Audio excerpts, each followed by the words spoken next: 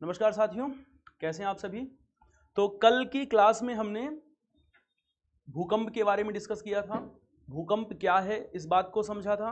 भूकंप की उत्पत्ति के जो कारण हैं उन संभावित कारणों के बारे में चर्चा कर ली थी। भूकंपीय तरंगों की हमने बात की। तो हम कह सकते हैं भूकंप है पृथ्वी पर का एक क्या है, तो अंतर्जात आकस्मिक भू संचलन है जिसके कारण सतह पर कंपन की उत्पत्ति होती है। तो सतह पर कंपन आते हैं। अब भूकंप की उत्पत्ति भूकंपीय तरंगों के रूप में होती है जिसे हमने पिंड तरंग, बॉडी वेव और सरफेस वेव कहा था। फिर पिंड तरंगों को उनकी प्रकृति के आधार पर पी वेव प्राइमरी और सेकेंडरी में, और सरफेस वेव को एल वेव के रूप में हमने डिस्कस कर लिया था, कंप्लीट डिस्कस कर लिया था। और साथ ही यह भी डिस्कस कर लिया था कि भूकंपीय तरंगों की सहायता से किस प्रकार से पृथ्वी की आंतरिक संरचना का अध्ययन करना संभव हो पाता है। तो भूकंपीय तरंगों की सहायता से आंतरिक संरचना का अध्ययन भी हमने समझ लिया था।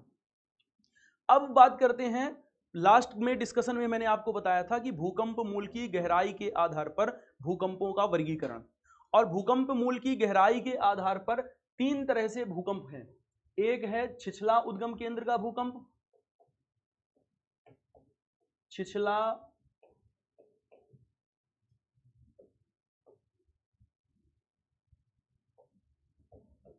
उद्गम केंद्र का भूकंप। दूसरा है मध्यम उद्गम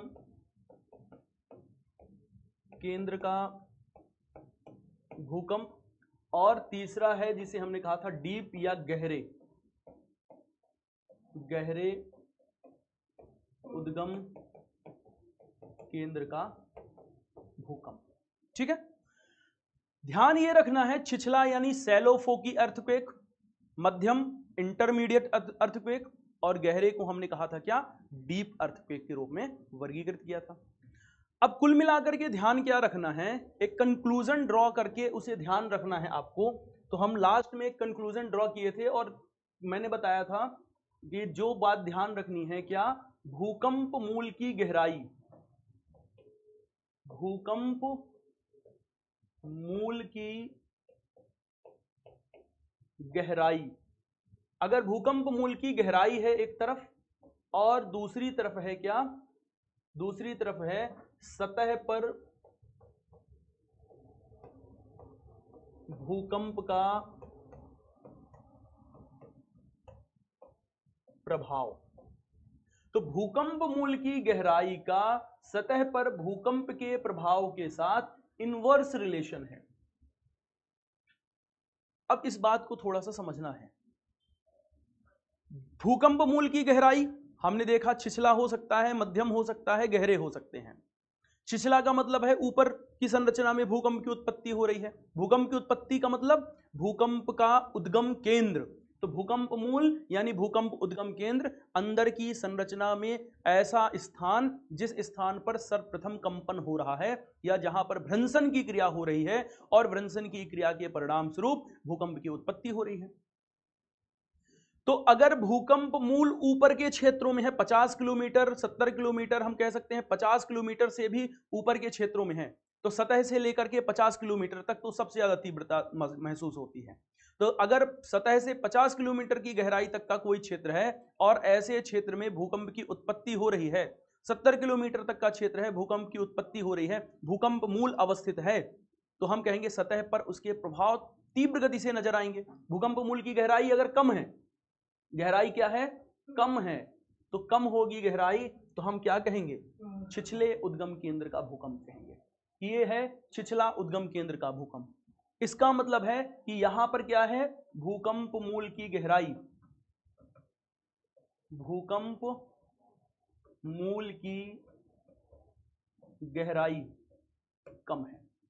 जब भूकंप मूल की गहराई कम है इसका मतलब क्या है, आप कहेंगे सतह पर भूकंप का प्रभाव, और सतह पर भूकंप का जो प्रभाव नजर आएगा, दरअसल सतह पर भूकंप का प्रभाव नजर आता है किसके कारण, आप कहेंगे प्रभाव नजर आएगा तरंगों की तीव्रता के कारण, यानी इसका संबंध है तरंगों की तीव्रता से। हम कह सकते हैं भूकंप की तीव्रता, और जब भी ये शब्द आपको पढ़ने को मिले भूकंप की तीव्रता, इसका मतलब क्या हुआ? तरंगों की तीव्रता है। जो भूकंपीय तरंगे हैं उनकी तरंगों की तीव्रता कितनी ज्यादा है, जितनी ज्यादा तीव्रता प्रभाव उतने ज्यादा सतह पर, है ना। तो अगर उद्गम केंद्र सतह समीप है, सतह के समीप है, इसका मतलब है तीव्र गति की तीव्रता वाले भूकंप आएंगे। जब तीव्र गति की तीव्रता के भूकंप आएंगे सतह पर तीव्र गति के प्रभाव नजर आएंगे, तीव्र गति से प्रभाव नजर आएंगे, यानी कि ज्यादा इनके कारण विनाश जो है, हम कह सकते हैं सतह पर होने वाला विनाश अधिक होता। 70 किलोमीटर के गहराई से हम नीचे की ओर जा रहे हैं तो लगभग 500 किलोमीटर, वैसे मोटा मोटा मानते हैं, क्या मोटा मोटा 500 किलोमीटर है, और एग्जैक्ट अगर लगभग माना जाए, क्योंकि हम हमेशा लगभग लेकर के चलते हैं, तो 300 से 500 कंसीडर किया जाता है। तो लगभग कहां से 70 के नीचे और लगभग 300 किलोमीटर अथवा 500 किलोमीटर, तो कहीं कहीं आपको 300 किलोमीटर भी मिलेगा, कहीं कहीं 500 किलोमीटर भी मिलेगा। तो मोटा मोटा आपको ध्यान रखना है, तीव्रता ना बहुत ज्यादा ना बहुत कम, इस बात को ध्यान में रखना है, दिमाग को में इस बात को ध्यान में रखना है, बहुत ज्यादा किलोमीटर को नहीं ध्यान रखना आपको। तो जब भी क्या है, सतह में गहराई बढ़ रही है, और गहराई बढ़ रही है इसका मतलब है ना बहुत ज्यादा गहरे हैं और ना ही क्या हो, बहुत ज्यादा उथले हो, ना बहुत गहरा हो ना बहुत उथला हो। हम कह रहे हैं कि ये क्या है, इंटरमीडिएट अर्थक्वेक है, मध्यम उद्गम केंद्र है। इसका मतलब है कि भूकंप मूल ना बहुत गहरा होगा ना बहुत क्या होगा, उथला ही होगा। तरंगों की जो तीव्रता है बहुत अधिक नहीं होगी पर बहुत कम भी नहीं होगी। इस समय सतह पर क्या है, प्रभाव नजर आएंगे, लेकिन क्या होंगे, अपेक्षाकृत कम होंगे छिछले उद्गम केंद्र की तुलना में। इसलिए सतह पर विनाश भी छिछले उद्गम केंद्र की तुलना में इंटरमीडिएट में कम होगा। तो अगर इंटरमीडिएट की बात होगी तो आप ध्यान रखेंगे सैलो फोकी की तुलना में फ्रीक्वेंसी कम है, इसलिए सैलो फोकी की तुलना में इंटरमीडिएट जो अर्थक्वेक हैं, इन इंटरमीडिएट अर्थक्वेक के द्वारा जो विनाश है वो विनाश का प्रभाव कम है। इस बात को ध्यान रखना है। अब जो अंतिम पॉइंट है, जो ध्यान रखने वाली बात, वो क्या है, वो है डीप अर्थक्वेक, जिसे हम क्या कह रहे हैं, गहरे उद्गम केंद्र का भूकंप कह रहे हैं। इस गहरे उद्गम केंद्र के भूकंप की बात करते हैं तो लगभग 700 किलोमीटर की गहराई तक का क्षेत्र है, 500 से लेके 700, 300 के बाद 500, ऐसा समझ लेते हैं, ज्यादा गहराई का भूकंप है। और जो तरंगे आ रही हैं वो तरंगे अपेक्षाकृत कम तीव्रता की हैं। गहराई बढ़ गई और गहराई बढ़ेगी तो आप देख रहे हैं भूकंपीय तीव्रता क्या हो जाएगी, कम हो जाएगी, इन्वर्स रिलेशन है। तो गहराई अगर बढ़ गई है तो तीव्रता हो जाएगी कम, और जैसे ही तरंगों की तीव्रता कम होगी, जैसे ही तरंगों की तीव्रता कम होगी, इसका मतलब है कि सतह पर अब भूकंप का प्रभाव कम नजर आएगा। प्रभाव कम होने का मतलब ही है कि अब भूकंप के कारण जो विनाश है वो विनाश अपेक्षाकृत कम हो जाएगा। तो अगर आपसे पूछा जाए कि विनाश निम्नलिखित में से भूकंपों में किन भूकंपों के कारण सर्वाधिक तीव्रता के भूकंप आने से सतह पर अधिक विनाश करेंगे, तो हम कहेंगे कौन से, छिछले उद्गम केंद्र का भूकंप। हाइपोसेंटर इसका क्या है, इसका भूकंप उद्गम केंद्र ऊपर है, तीव्र गति से तरंगे आएंगी सतह पर एपिसेंटर पे, तेजी से फैल जाएंगी, तेजी से विनाश करेंगी। अभी चूंकि हमें पढ़ना है वितरण, तो वितरण पढ़ते समय हम ध्यान देंगे कि किस किस क्षेत्र में किस तीव्रता के भूकंप आएंगे, वहां पर ये बात हमें काम आएगी। इंटरमीडिएट की बात होगी, आप कहेंगे बहुत गहराई के नहीं है और ना ही बहुत उथले हैं, तो तीव्रता कैसी हो सकती है, मीडियम रेंज की होगी, ना तो बहुत विनाश होगा और ऐसा भी नहीं है कि बिल्कुल भी ना हो। गहरे उद्गम केंद्र, गहरा उद्गम केंद्र ऐसा भूकंप है जिसकी तीव्रता सतह पर कम नजर आती है, कम विनाश होते हैं। अब अगर 700 किलोमीटर अथवा उससे भी अधिक गहराई पर पृथ्वी के अंदर की परतों में कहीं भ्रंशन हो रहा है, तो कहीं भ्रंशन हो रहा है अगर अंदर की परतों में, इसका मतलब ही है कि वहां से ऊर्जा तो मुक्त होगी ही होगी, क्योंकि अगर अधिक गहराई में भी भ्रंशन होगा तब भी ऊर्जा मुक्त होगी, और ऊर्जा मुक्त होगी तो तरंग के रूप में संचरण करेगी, और करती भी है तरंग के रूप में संचरण। लेकिन चूंकि हाइपोसेंटर या सेस्मिक फोकस अत्यंत गहराई पर अवस्थित है, तो सतह पे आते आते इनकी तीव्रता का परिणाम बहुत कम हो जाता है, अत्यंत नगण्य मात्रा में हो जाता है, इतना कम हो जाता है कि इनके प्रभाव सतह पर नजर ही नहीं आते। तो जब इनके प्रभाव ही सतह पर नजर नहीं आते इसलिए हम कह सकते हैं कि ये ऐसे भूकंप होते हैं जिनके प्रभाव ही सतह पर नहीं आते, तो हम इसे भूकंप के रूप में कंसीडर ही नहीं कर सकते, क्योंकि हम भूकंप के रूप में कंसीडर तब करेंगे जब अंदर की परतों में कंपन हो, भ्रंशन हो, ऊर्जा मुक्त हो, तरंगे उत्पन्न हो, लेकिन सतह पर कंपन होना चाहिए, प्रभाव उसके सतह पर कंपन के रूप में नजर आने चाहिए, तभी तो हम भूकंप कहेंगे, अन्यथा हम भूकंप नहीं कहेंगे। तो 700 किलोमीटर अथवा उससे अधिक गहराई के क्षेत्रों में अगर कोई भूकंप मूल स्थित होता है, तब उसका परिणाम, उसका प्रभाव सतह पर नजर नहीं आता, इसलिए हम इसे भूकंप के रूप में नहीं मान्यता देते, कि हम भूकंप के रूप में हम नहीं देखते। हम कह सकते हैं कि अत्यंत क्षीण होते हैं, प्रभाव सतह पर कंपन के रूप में विशिष्ट रूप से नजर नहीं आते, अत्यंत कम हो जाते हैं। ठीक है, चलिए अब बात करते हैं भूकंपों के वितरण की। तो हेडिंग लगाइएगा, भूकंपों का विश्व वितरण। क्या बात करते हैं? तो बात करते हैं भूकंप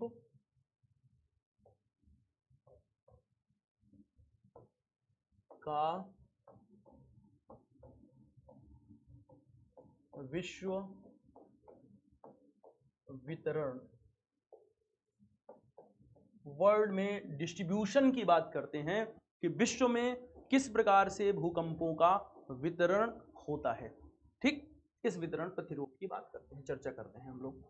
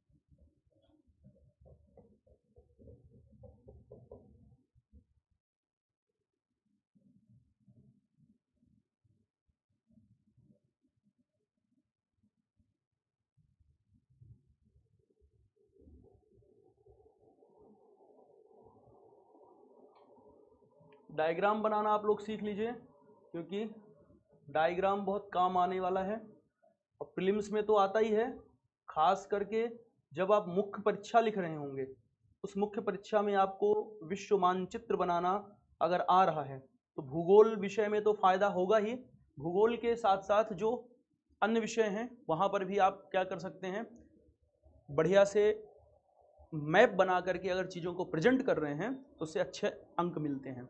खासकर आईआर जैसे विषय पर, सिक्योरिटी जैसे मुद्दों पर भी डायग्राम बना करके, मैप बना करके इनको प्रदर्शित किया जा सकता है। तो देखिए, हमने भूकंप को 3 भागों में बांट लिया है, छिछले उद्गम भूकंप मूल के उत्पत्ति के आधार पर, छिछला सैलोफोकी अर्थक्वेक, मध्यम इंटरमीडिएट, और गहरे डीप अर्थक्वेक के रूप में। तो देखिए, प्लेट विवर्तन के सिद्धांत के बारे में ज्यादा तो नहीं पढ़े, लेकिन प्रीलिम्स के पॉइंट ऑफ व्यू से हमने काफी कुछ पढ़ लिया है, और हम जानते हैं कि यह है उत्तरी और दक्षिणी अमेरिका का पश्चिमी तटीय क्षेत्र है, और इस पश्चिमी तटीय क्षेत्र का संबंध है मोड़दार पर्वतीय क्षेत्र से, क्योंकि इस स्थान पर मैंने आपको बताया है कि यहाँ पर मोड़दार पर्वतों का विस्तार हुआ है, रॉकी एंडीज जैसी विश्व की लंबी पर्वत श्रृंखलाएं यहाँ पर विस्तारित हुई हैं। ठीक है, तो इस स्थान पर विश्व के भूकंप आते हैं, और जब इस स्थान पर जो भूकंप आते हैं, इस क्षेत्र को कहा जाता है परिप्रशांत महासागरीय पेटी।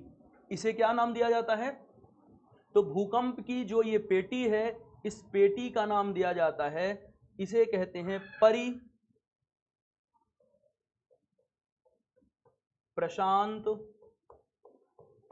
महासागरीय पेटी। कल मैंने आपको यह बताया था कि भूकंप जो है तो मूलतः एक प्राकृतिक घटना है।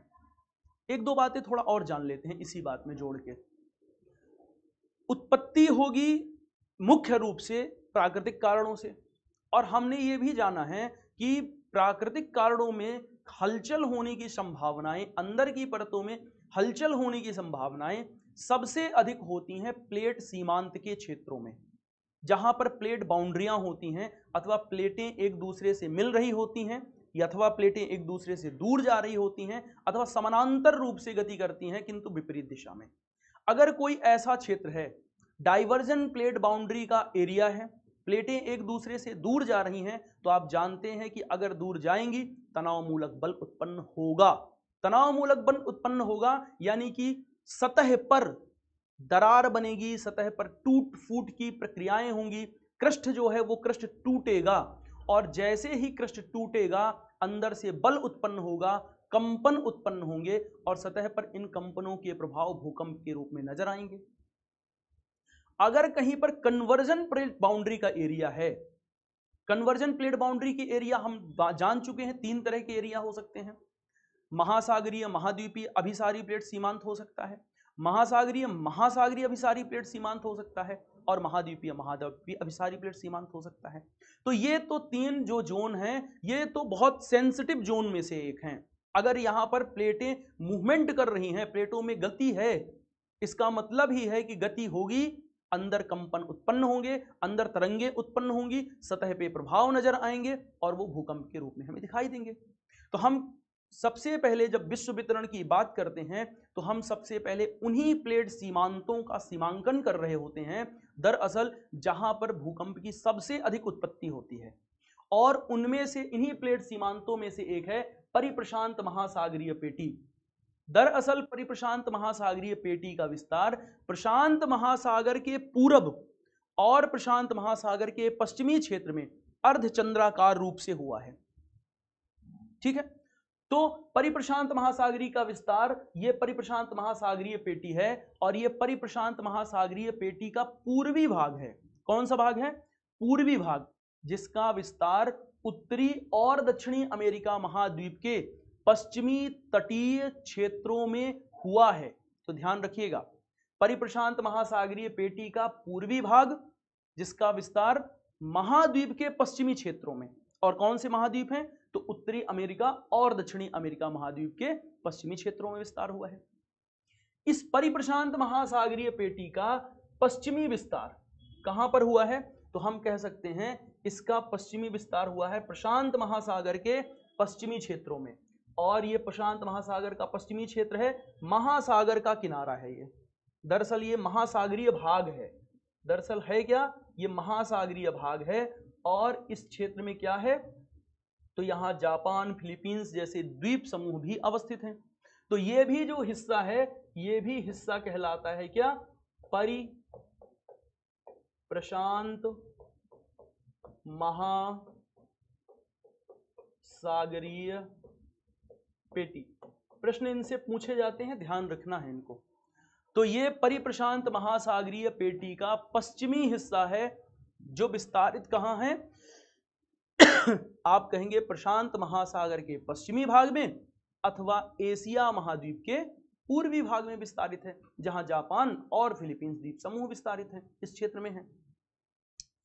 ये जो क्षेत्र है परिप्रशांत महासागरीय पेटी का क्षेत्र, इस परिप्रशांत महासागरीय पेटी में पूरा दोनों यहां से यहां तक जो विस्तारित क्षेत्र है, दोनों ही क्षेत्र मिले हैं, इस क्षेत्र में और इस क्षेत्र में, इसको मिला दिया जाए तो जब परिप्रशांत महासागरीय पेटी का जो पूरा का पूरा क्षेत्र है, ये क्षेत्र ऐसा क्षेत्र है जहां पर विश्व के सबसे अधिक भूकंप आते हैं। लगभग 63% भूकंपों की उत्पत्ति इसी पूरे बेल्ट में होती है। तो ये ऐसा क्षेत्र है जहां पर क्या है, आप कह सकते हैं विश्व के सबसे अधिक भूकंप आते हैं यहां पर। तो यहां विश्व के सर्वाधिक भूकंप, विश्व के सर्वाधिक भूकंप वाला क्षेत्र है। तो ये क्षेत्र विश्व के सर्वाधिक भूकंपों वाला क्षेत्र है, परिप्रशांत महासागरीय पेटी का क्षेत्र।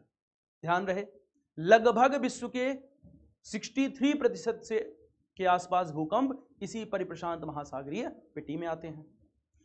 अब हमने भूकंपों के प्रकार भी पढ़े हैं, कौन कौन से हो सकते हैं? छिछले हैं, मध्यम हैं और गहरे हैं।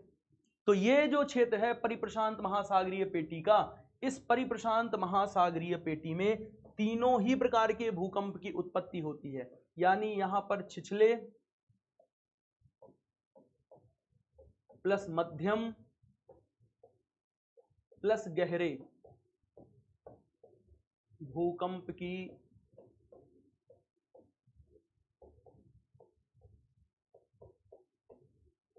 उत्पत्ति।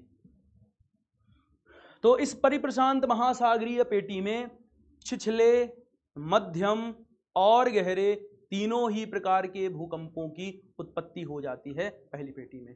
ध्यान रखिएगा, इधर वाले क्षेत्र में भी सेम यही सारी बातें हैं, ठीक है, क्योंकि ये भी परिप्रशांत महासागरीय पेटी का हिस्सा है।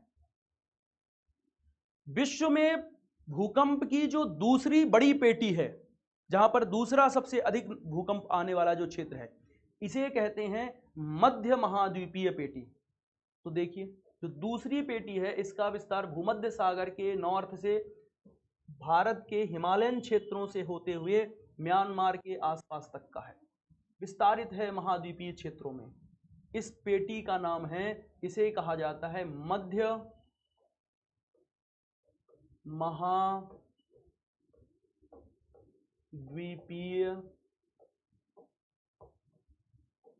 पेटी। मध्य महाद्वीपीय पेटी, ये जो मध्य महाद्वीपीय पेटी है, मध्य महाद्वीपीय पेटी ऐसा क्षेत्र है जहां पर विश्व के दूसरे सबसे अधिक भूकंप आते हैं। हम कह सकते हैं दूसरे नंबर में विश्व का सबसे अधिक भूकंप से प्रभावित क्षेत्र है, ठीक है। और इस मध्य महाद्वीपीय पेटी में दो अलग अलग क्षेत्र हैं, अलग अलग प्रकार के भूकंप आते हैं, ध्यान रखिएगा। पहली बात तो अगर भूमध्य सागर के उत्तरी क्षेत्रों की बात की जाए तो इस स्थान पर जो भूकंप की उत्पत्ति होती है, यहां पर भूकंप छिछले होते हैं, छिछले, और यहां पर मध्यम और गहरे उद्गम केंद्र का भूकंप, उद्गम केंद्र का भूकंप आता है। तीनों ही प्रकार के भूकंपों की उत्पत्ति होती है, लेकिन ध्यान रखिएगा जब हम हिमालयन पर्वतीय क्षेत्रों में आते हैं, भारत का भूगोल पढ़ाऊंगा तब इसे डिटेल में डिस्कशन और करूंगा। जब हम हिमालयन पर्वतीय क्षेत्रों में आते हैं तो यहां पर हमें केवल और केवल छिछले और मध्यम उद्गम केंद्र का भूकंप, उद्गम केंद्र का भूकंप ही देखने को मिलता है। तो इस स्थान पर क्या है, हिमालयन पर्वतीय क्षेत्रों वाला जो क्षेत्र है, हिमालयन पर्वतीय क्षेत्रों वाले स्थान पर केवल छिछले और मध्यम उद्गम केंद्र के भूकंप आते हैं। ऐसा क्यों है? इस स्थान पर भारतीय प्लेट सक्रिय है और यूरेशियन प्लेट के साथ लगातार अभी सारी प्लेट सीमांत का निर्माण कर रही है। तो यहां पर क्या है, आप कह सकते हैं यहां पर यूरेशियन प्लेट और भारतीय प्लेट, महाद्वीपीय महाद्वीपीय अभी सारी प्लेट सीमांत का विकास हुआ है। भारतीय प्लेट अधिक वेग और घनत्व वाली थी और इस प्लेट का अंदर की परतों में क्षेपण हो गया। प्लेट का क्षेपण तो हुआ, लेकिन प्लेट का क्या था, भार बहुत अधिक नहीं था कि प्लेट बहुत अंदर की परतों में क्षेपित हो सके। तो प्लेट अंदर की परतों में क्षेपित नहीं हुई, बल्कि यूरेशियन प्लेट के नीचे स्लाइड कर गई, घिसट गई। आगे मैं आपको पढ़ाऊंगा, जब पढ़ेंगे मुख्य परीक्षा की क्लासेस, तो वहां पर डिटेल में देखेंगे कि ऐसा क्यों हुआ, कैसे हुआ। तो इस बात को ध्यान रखिएगा। तो जब प्लेट अंदर की परतों में क्षेपित नहीं हुई, अंदर की परतों में नहीं गई, तो अंदर की परतों में प्लेट के नहीं जाने के कारण गहराई में कोई टूट फूट जैसी प्रक्रिया नहीं होती है, भ्रंशन जैसी क्रियाएं नहीं होती हैं। तो अधिक गहराई वाले क्षेत्रों में भ्रंशन जैसी क्रियाएं ना होने के कारण यहां पर गहरे उद्गम केंद्र के भूकंप की उत्पत्ति नहीं होती। इस बात को विशेष रूप से अंडरलाइन करके रखना है कि हिमालयन पर्वतीय क्षेत्र कैसा है, टेक्टोनिक रूप से कैसा है, तो अनस्टेबल जोन है, टेक्टोनिकली अनस्टेबल जोन है। दूसरी बात क्या है, तो दूसरी बात है यहां पर केवल सैलो फोकी और इंटरमीडिएट अर्थक्वेक आती हैं, इसीलिए ज्यादा खतरनाक भी है, क्योंकि जब सैलो फोकी और इंटरमीडिएट आएगा, इसका मतलब ही है कि भूकंप का जो उद्गम केंद्र है, भूकंप उद्गम केंद्र अपेक्षाकृत ऊपर होगा, अधिक गहराई पे नहीं होगा। जब अपेक्षाकृत ऊपर होगा तो सतह पर इनके परिणाम अधिक प्रभावशाली तरीके से नजर आएंगे। भूकंप की उत्पत्ति, भूकंप जो है वो अधिक तीव्रता वाला भूकंप होगा। इसीलिए हिमालयन पर्वतीय क्षेत्रों में आने वाले भूकंपों की तीव्रता सामान्यतः अधिक देखी गई है। ठीक, तो ये दो महत्वपूर्ण पेटियां हैं जो भूकंप उद्गम केंद्र की, जो भूकंप के वितरण की महत्वपूर्ण पेटियां हैं। अब जो तीसरी पेटी है इसकी बात करते हैं।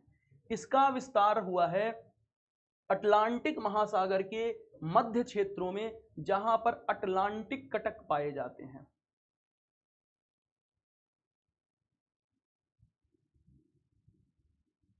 तो अटलांटिक कटक वाले क्षेत्रों में इसका विस्तार हुआ है। इसे कहते हैं मध्य अटलांटिक पेटी। तो इसका नाम क्या है? इस पेटी का नाम है मध्य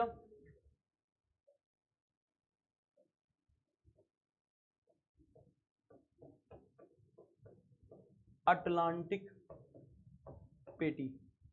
इस मध्य अटलांटिक पेटी में डाइवर्जन प्लेट बाउंड्री का एरिया है, अधिक गहराई में टूट फूट नहीं होगी, इसलिए इस स्थान पर क्या है? तो यहां पर छिछले प्लस मध्यम उद्गम केंद्र का भूकंप, उद्गम केंद्र का भूकंप आता है। छिछले और मध्यम उद्गम केंद्र के भूकंपों की उत्पत्ति इस क्षेत्र पर होती है। इस बात को भी ध्यान रखना है हमें। अब इसके बाद जो चौथा इंपॉर्टेंट जोन है, ये चौथा इंपॉर्टेंट जोन है अफ्रीका की भूभ्रंश घाटी। आपने नाम सुना होगा, अगर नहीं सुना है तो हम मैपिंग में इसको पढ़ेंगे। इसका नाम है क्या? अफ्रीका की भ्रंश घाटी कहते हैं, अफ्रीका की भूभ्रंश घाटी भी कहते हैं। यह भी अर्थक्वेक के दृष्टिकोण से एक प्रकार का संवेदनशील क्षेत्र है, भूकंप की दृष्टि से एक संवेदनशील क्षेत्र है। इसका नाम है क्या? अफ्रीकन भूभ्रंश घाटी। तो यह है अफ्रीकन भूभ्रंश घाटी। इस अफ्रीकन भूभ्रंश घाटी की अगर हम बात करें तो यहां पर छिछले प्लस मध्यम उद्गम केंद्र के भूकंप आते हैं।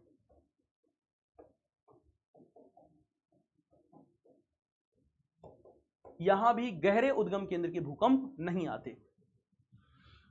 गहरे उद्गम केंद्र के भूकंप उन्हीं स्थानों पर उत्पन्न होंगे जहां अधिक गहराई पर हाइपोसेंटर होगा, अधिक गहराई पर उद्गम केंद्र होगा, अन्यथा नहीं आएंगे। तो चूंकि यहां पर क्या है, प्लेट टूटने का कार्य हो रहा है, यहां पर संरचना टूट करके अलग हो रही है, तो इस स्थान पर संरचना टूट करके अलग हो रही है, तो जो कंपन है वो अधिक गहराई पर नहीं होते, बल्कि कम मध्यम उथले और मध्यम गहराई के आधार पर होते हैं। लगभग 300 से 500 किलोमीटर की गहराई तक के क्षेत्र में ही होते हैं। इसलिए छिछले और मध्यम उद्गम केंद्र के भूकंपों की उत्पत्ति होती है।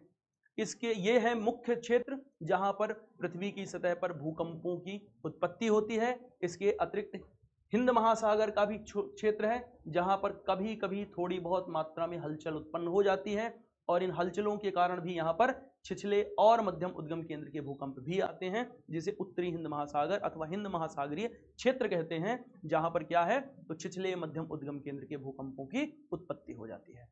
इस प्रकार से हमने कंप्लीट किया अपना टॉपिक, भूकंप से जुड़ा हुआ सारी बातें कंप्लीट कर ली। अब एक भूकंप से ही संबंधित टॉपिक है सुनामी, इसकी चर्चा कर लेते हैं। तो हेडिंग लगाइएगा सुनामी।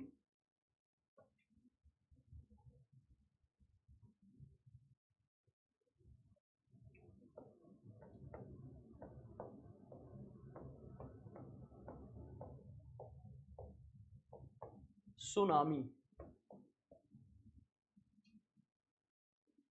सुनामी दरअसल जापानी भाषा का शब्द है। ये शूनामी,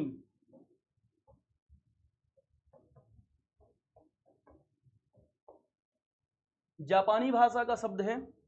इसका अर्थ होता है तट की ओर आती हुई समुद्री लहरें अथवा समुद्री तरंगें। तो क्या है इसका अर्थ? इसका अर्थ है तट की ओर, तट की ओर आती हुई समुद्री लहरें, तट की ओर आती हुई समुद्री लहरें। ध्यान एक बात पे विशेष रूप से आपको यहां पर रखना है, अंडरलाइन करने वाली बात है कि तट की ओर तो ज्वारीय तरंगें भी आती हैं, ज्वार की भी लहरें आती हैं, पर हम उसे सुनामी नहीं कह सकते। तो तट की ओर आने वाली सभी तरंगों को, सभी लहरों को सुनामी नहीं कहा जा सकता। सुनामी क्या है? ये तट की ओर आने वाली समुद्री लहरें तो हैं, लेकिन इनका ज्वारीय तरंगों से कोई संबंध नहीं होता। तो हम क्या कह रहे हैं? हम कह सकते हैं इनका ज्वारीय तरंगों से, ज्वारीय तरंगों से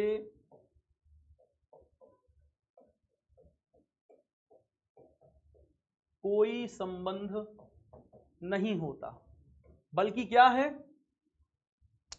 तो आप कह सकते हैं ज्वारीय तरंग से कोई संबंध नहीं है, बल्कि इनकी उत्पत्ति तब होती है जब महासागर के नितल पर भूकंप का इपीसेंटर अवस्थित हो। तो इनकी उत्पत्ति कब होगी? इनकी उत्पत्ति होगी जब महासागरीय नितल पर, महासागरीय नितल पर क्या होना चाहिए? इपीसेंटर हो,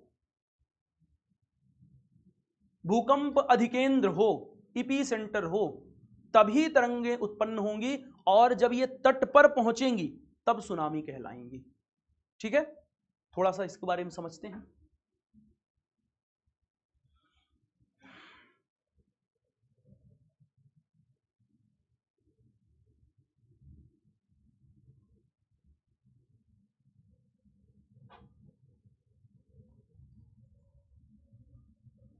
मान लिया जाए कि इधर है तट और ये है हमारा महासागरीय बेसिन।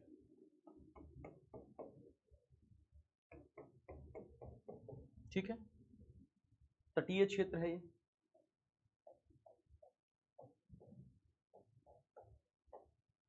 ये है महासागरीय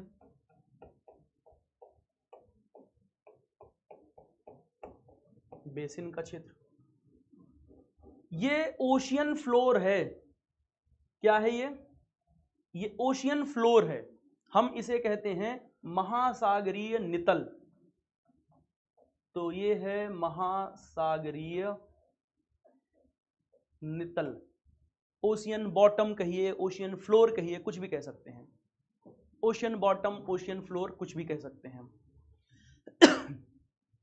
अब अंदर की परतों में जो हलचल हो रही है, वो हलचल हो रही है दरअसल महासागरीय क्रस्ट पे।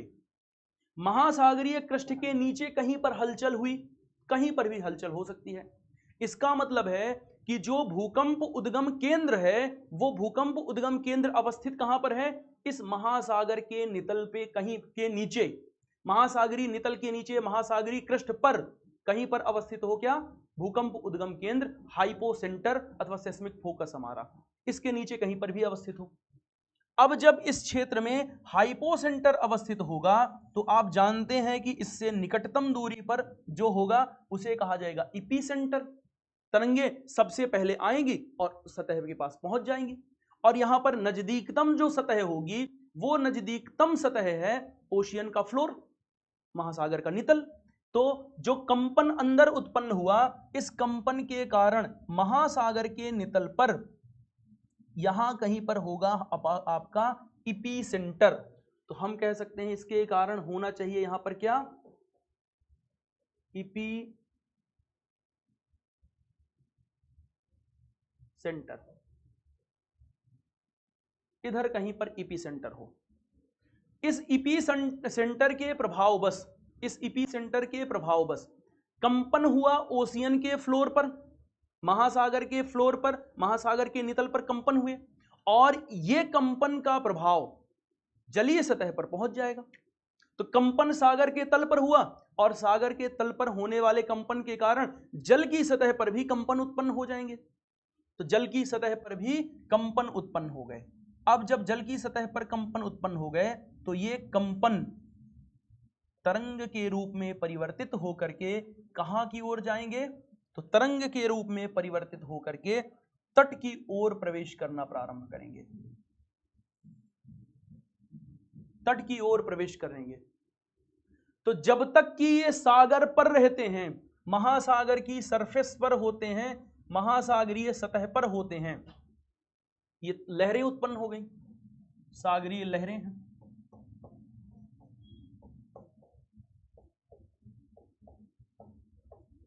ठीक है, तो महासागर की जलीय सतह पर सागर में लहरें उत्पन्न हो गई हैं। जब तक कि ये खुले अगाध महासागर में होंगी, इन लहरों की लंबाई अधिक होती है लेकिन ऊंचाई कम रहती है। कम लंबाई वाली होती हैं लेकिन अधिक लंबाई वाली होती हैं, लेकिन इनकी ऊंचाई क्या है? इनकी ऊंचाई अपेक्षाकृत कम होती है, और ये लहरें आगे बढ़ रही होती हैं लगातार। तो लगातार ये लहरें आगे बढ़ती हुई चली जाती हैं, और आगे बढ़ते हुए ये बढ़ते बढ़ते बढ़ते बढ़ते तट के समीप आ जाती हैं। जब ये लहरें सागर में उत्पन्न होने वाली भूकंपीय तरंगों के प्रभाव से उत्पन्न होने वाली लहरें सागर जब तटीय क्षेत्रों में पहुंचती हैं, तो तटीय क्षेत्रों में पहुंचने के पश्चात ही इन लहरों को कहा जाता है सुनामी। तो यहां पर हम इसे क्या कहेंगे? सुनामी। अब ध्यान देने वाली एक बात और है, जैसे ये तट पर पहुंचेंगी इनकी लंबाई कम होगी और इनके एक परत के ऊपर दूसरी लहर स्थापित हो जाएगी। एक लहर के ऊपर क्या हो गई? दूसरी लहर स्थापित हो गई, और इसके कारण इनकी ऊंचाई में वृद्धि हो जाती है, और तट पर ये भीषण प्रभाव या भीषण क्या करती हैं? तबाही मचाना प्रारंभ कर देती हैं।